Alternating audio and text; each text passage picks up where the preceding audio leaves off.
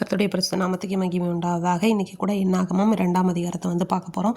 இந்த அதிகாரத்தில் கூட இஸ்ரவேல் மக்கள் வந்து வனாந்திரத்தில் எப்படி வந்து பாளையம் அமைத்தாங்க அப்படிங்கிறத பற்றின ஒரு வரை வந்து, அதாவது கர்த்தர் கட்டளையிட்டபடியே தான் வந்து அவங்க என்ன பண்ணியிருக்காங்க அப்படின்னா, அவங்களுடைய கூடாரங்களை வந்து போட்டாங்க. எந்தெந்த புறத்தில், எந்த பக்கத்தில், எந்த திசையில் அப்படிங்கிறது மாதிரி கர்த்தர் கட்டளையிட்டபடியே வந்து என்ன பண்ணாங்கன்னு அவங்க பண்ணாங்க. கர்த்தர் வந்து மோசேயும் ஆரோனையும் பார்த்து யார் யார் எங்கே பாளையம் இறங்கணும்னு சொல்லியிருந்தாங்க. அதே மாதிரி கிழக்கு புறத்தில் பார்த்தோன்னா யூதாவுக்கு பக்கத்தில் இசக்கார் மற்றும் செபுலோன், அவங்க எல்லாரும் என்ன பண்ணணும் அப்படின்னா வந்து பாளையம் அமைக்கணும்னு சொல்லி அதே மாதிரி அமைச்சாங்க.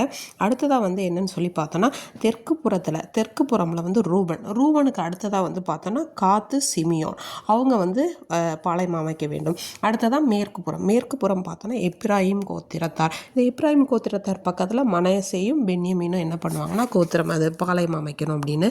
அடுத்தது வந்து வடக்கு புறத்தில் தான் கோத்திரத்துக்கு அதர் பக்கத்தில் ஆசேரும் நப்தலியும் இந்த மாதிரி வந்து அமைச்சிருக்கணும். இது எல்லாத்தையும் சுற்றிலும் நடுவில் வந்து லேவியருடைய கோத்திரம் வந்து என்ன பண்ணணும் அப்படின்னா அவங்க வந்து பாளையத்தை அமைச்சிருக்கணும் அந்த கூடாரத்தில் அப்படின்னு சொல்லியிருப்பாங்க.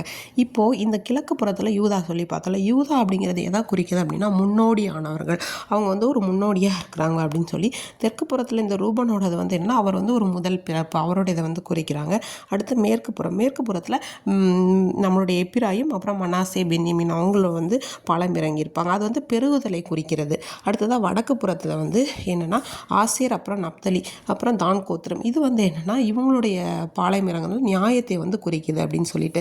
நடுவில் இந்த லேவியர்கள் வந்து என்னென்னா தேவனுக்கென்று பிரிக்கப்பட்டவர்களாக இருந்தாங்க அப்படின்னு சொல்லியிருக்கு. அடுத்து வந்து பார்த்தோன்னா ஒவ்வொரு கோத்திரமே அவங்களுக்கு கொடுக்கப்பட்ட இடங்களில் மட்டும்தான் என்ன பண்ணணும்னா தங்கணும்.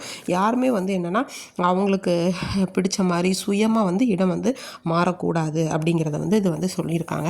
அடுத்து வந்து பார்த்தோன்னா இந்த சில வேத வல்லுநர்கள் வந்து என்ன சொல்கிறாங்க அப்படின்னா இந்த கூடாரங்கள் இவங்க இந்த பாளையம் இறங்கினாங்க இல்லையா, இது வந்து என்னென்னா ஒரு சிலுவை அமைப்பை வந்து காட்டுகிறதா இருந்தது அப்படின்னு சில வேத வல்லுநர்கள் வந்து சொல்கிறாங்க. இது வந்து தேவ மகிமையை வந்து வெளிப்படுத்துறதா இருக்குது. இன்றைய நாளில் கூட வந்து தேவனுடைய கூடாரம் எப்படி மத்தியில் இருந்தது போல் நம்முடைய வாழ்வின் மையமாக நம்ம இயேசுவை வச்சு செயல்படணும் அப்படிங்கிறது இதை வந்து காட்டுது. இந்த இஸ்ரவேல் கூடாரத்தோட அமைப்பு அப்படி பார்க்கும்போது ஒரு சிலுவை போன்றது இருக்குன்னு சொல்ல, இது வந்து தேவன் நமக்காக சிலுவையிலே மரித்ததையும் அவருடைய மகிமை இந்த உலகு வந்து அறிந்து கொள்ளணும் அப்படிங்கிறது வந்து காட்டுகிறதா இருக்குது அப்படின்னு சொல்லி நான் நம்புகிறேன். தேவன் வந்து அவருடைய பிள்ளைகளை ஒவ்வொரு நாளும் கைவிடாமல் நம்முடைய வாழ்வின் மையமாக இருந்து நமக்கு முன்னோடியாகவும் அவர் நமக்கு நீதி நியாயம் செய்கிறவராகவும் அவர் நம்மை பெருக செய்கிறவராகவும் இருந்து வழி நடத்துவாராக. ஆமேன்.